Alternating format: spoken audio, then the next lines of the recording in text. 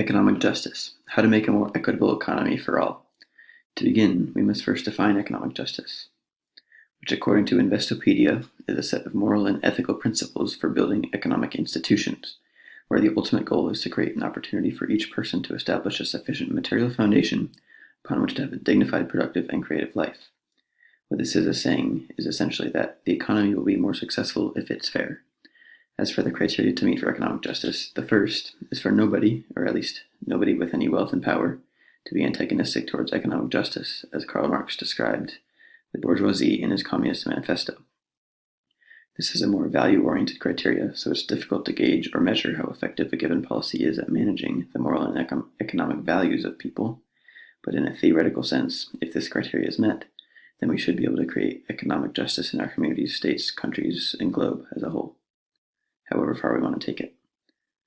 The second criteria is that there are no monopolies on wealth, as Huey P. Long desires in his speech, Every Man a King. Rather, everyone has an opportunity at gaining some wealth, and money isn't being hoarded exorbitantly and compounded perpetually at the top so as to limit the opportunities of everyone else.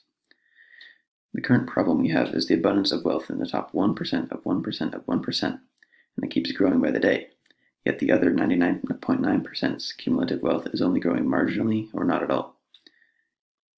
The economy is working for the few and not for the many. This coronavirus pandemic gives us the perfect example. As millions of Americans are being furloughed, laid off, and fired, people like Jeff Bezos and Mark Zuckerberg are gaining $34.6 billion and $25 billion, respectively, in a span of only 2 months from March 18th to May 19th, according to Forbes data. Dr. Martin Luther King may have put it best, that humans compete for everything, and so long as humans compete, there will always be winners and losers. Thus, someone will always be treated unjustly, and the best we can hope for is to narrow the range of injustice. And he's absolutely right. When you have some people competing with resources most of us can't even comprehend having, a gap forms and widens if gone unchecked.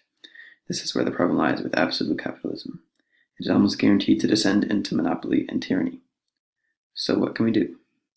Well, I propose a variation on a plan put forth by Cornell economist Robert Frank, in which we would combine his idea of a national infrastructure program funded by the 1%, but use half of the revenue to improve the American education system, starting with schools with the least fiscal resources.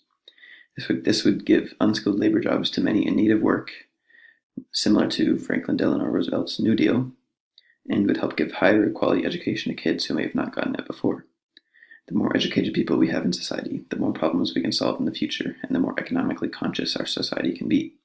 Because Horace Mann once said, "Education is the great equalizer."